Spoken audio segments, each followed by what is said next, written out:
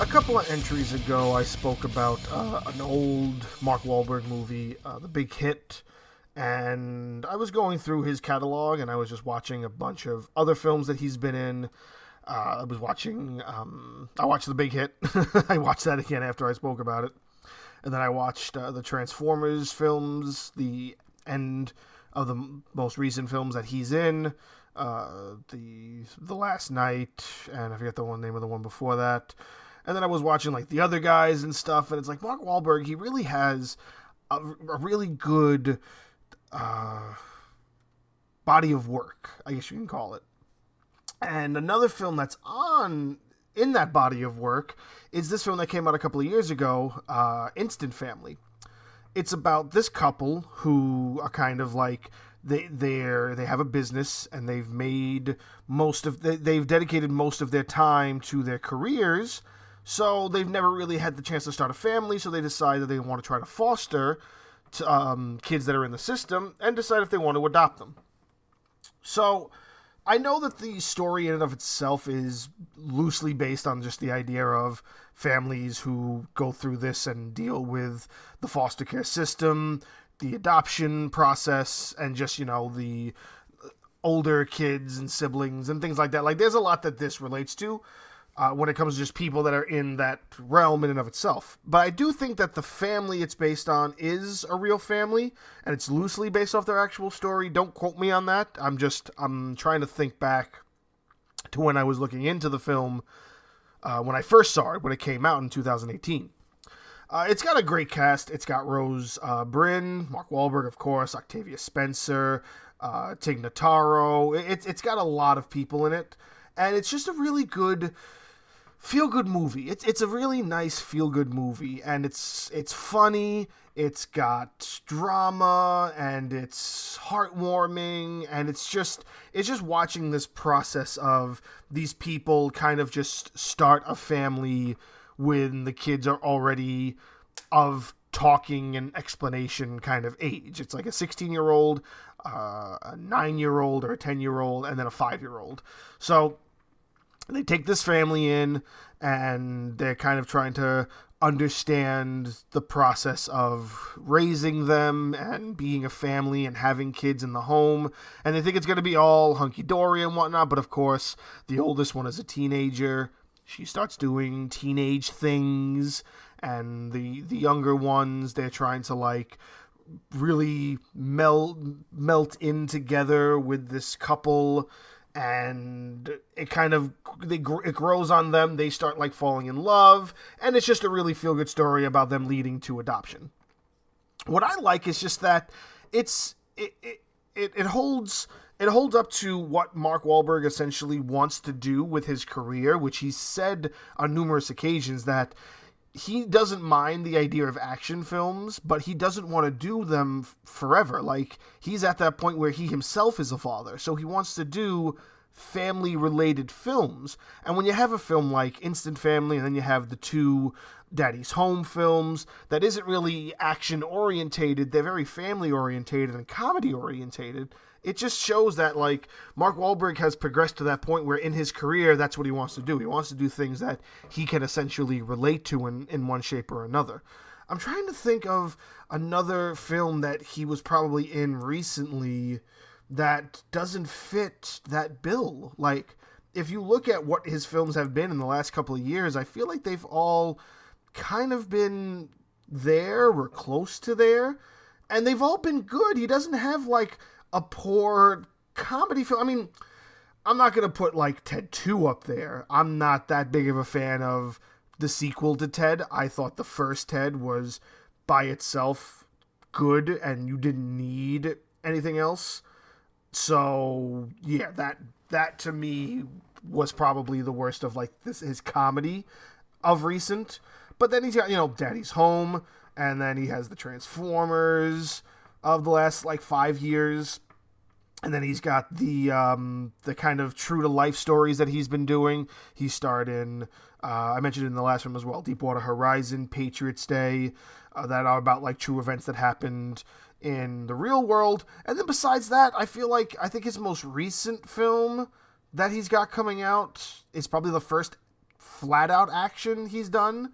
That wasn't just something that he was kind of attached to. Like, even if you think about the other action films he's attached to, like, if they're not true stories, like Transformers is more a kid's movie and like a movie driven towards kids and adults who were raised on that stuff, and he's kind of just attached to that since he was in like the last 3 of them. But I wouldn't necessarily call that flat out action. It's kind of just action that's around Mark Wahlberg. His character in those are essentially comedic roles. You know, they're kind of, he's kind of just a plot device for like a lot of really good like one-liners. He's not really shooting too many guns unless it's the final battle, which takes up the whole portion of the second, and at least the second and third act of the movie is all the last battle. It's all real. That's the thing about those films too, is that they're all like minuscule storylines, an hour worth of action. So he's kind of in there, but the focus is on him as an action star. And then he's got this film that's coming out like next year. I think it's called like Infinity or something. That looks kind of action orientated, and I think that's his first flat out, outside of any true story kind of thing, an action film. But he said he doesn't really want to do that stuff anymore. He wants to do Insta-Family. He wants to do Daddy's Home. He wants to do a Daddy's Home 3, I'm pretty sure. I'm not sure if that's in production or not, but I hope it is. I think that would be great. He's got a couple of other things lined up. I know he's in the Uncharted film. I think he's got something with King Arthur, which I'm looking forward to, but when it comes to like just his comedy and just him being a dad in a film, I think Insta-Family is like a perfect example of showing him in that role.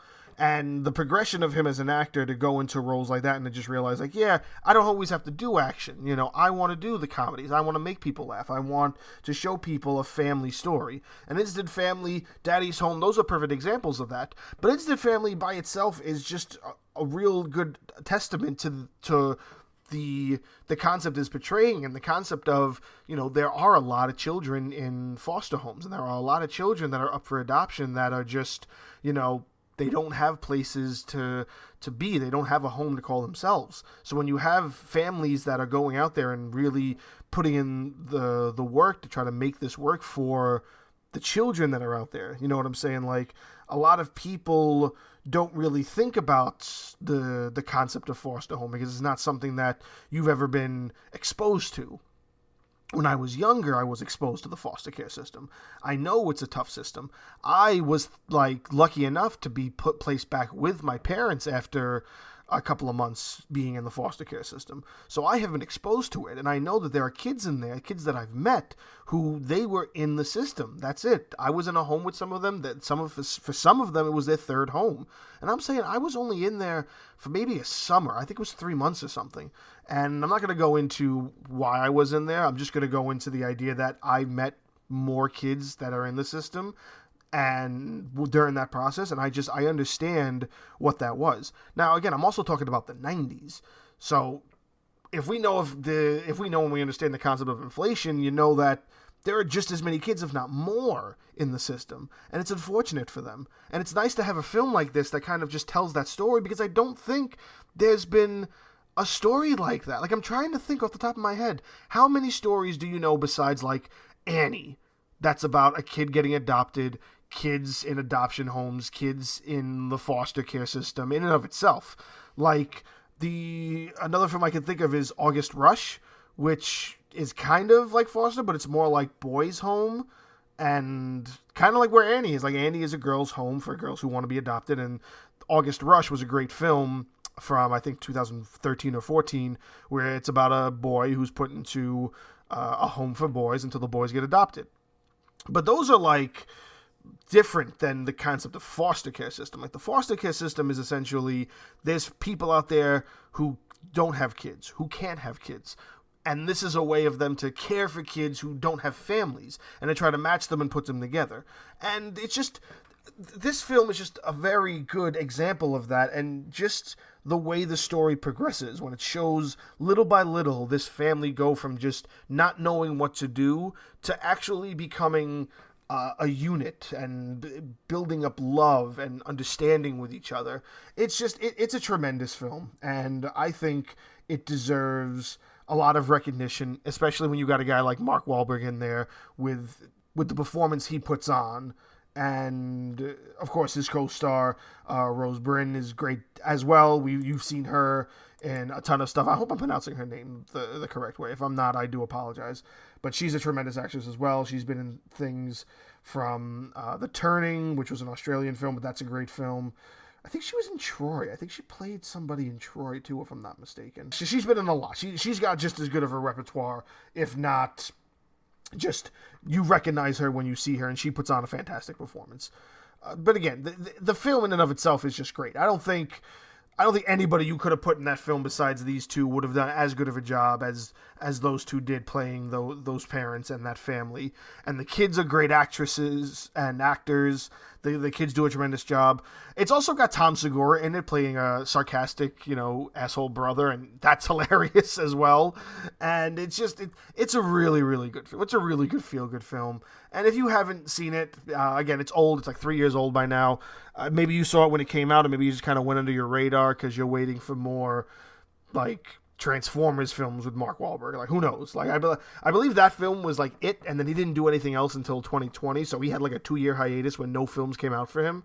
Then again, 2019 wasn't the greatest year in the world, and it led into 2020, which also wasn't the greatest year in the world, so there's things to play into that as well, but, again, go back a little bit if you haven't seen it. Give this film a chance. You will not regret it. It's a very, very good and enjoyable film.